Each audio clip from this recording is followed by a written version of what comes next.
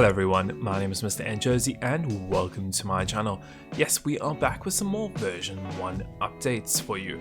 Now in this video we're going to be having a look at a small update that we just got here in Stormworks. But before we get started, if you are enjoying these videos, don't forget that like and subscribe button and hit the little bell icon to be notified of my upcoming content as soon as it gets posted. And while you're watching, let me know your thoughts in the comments below and what else you'd like to see in my future videos. So all said, let's get straight into it and get started with this video. And getting started, since version 1 was released, there's been a few things that the community has not really been happy with.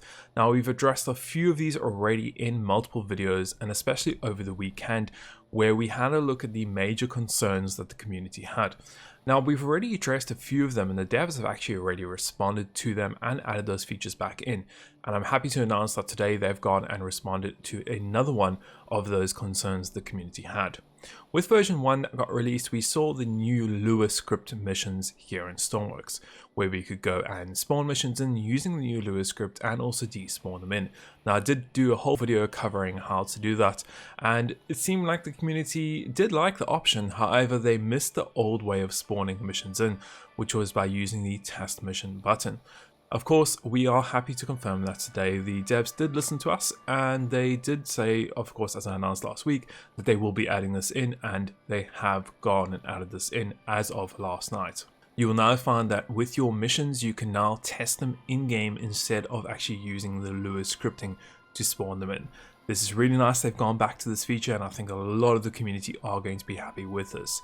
Now, to access the new test mission button, or the old one that we usually always had, you can of course press exit. You can go over to your mission editor, and you'll notice that in here we still have exactly like we always have had in version 1, where we've had the playlist name, we've had the Lua scripting on the right, and we had environmental mods and locations. You'll see that of course we don't see any test mission button. That is when you go and add a location in, for example like the creator base, you'll notice that we now have that test mission button over there. So we don't even have to look at the Lua scripting if we don't want to. We can simply go add objects in. We can add as many objects as we want in. We can add as little objects as we want in. It's completely up to you on what you add in here. So for example, I'm just going to pick up this first thing I see. I'm going to add it in there, go back to the playlist, and you'll notice that we can now click on the test mission button. All that does is it spawns everything in this location. Okay, so you'll see here, it spawned the vehicle in. Now the nice thing about this is it's gone back to the old ways, that if you press escape again and you click on the mission editor, it will actually say to you, hey, by the way, we are going to be despawning everything associated to this mission because you were testing it. And now it's gone and removed it. So this is something really cool. I love that they've gone and put this back into the game. Of course, if I want to use the Lua scripting, I can still do that. And I can still use the commands by pressing the escape key and still spawn things in that way.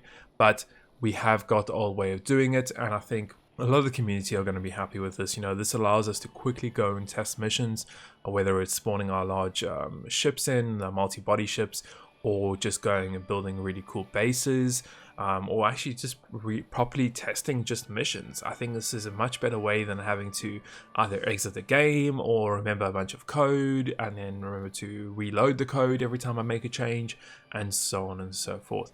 So once again, I'm happy they've added this in. I would love to hear your comments in the video description below.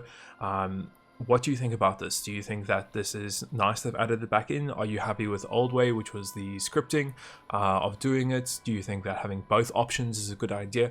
I'd love to hear your comments below, and I think, you know, it's really nice to hear that the devs are listening to the community and reacting and putting these features back in here. So it's really nice to hear. But as always, I hope you have enjoyed this video and found it so entertaining and informative as always, and we'll see you in the next one.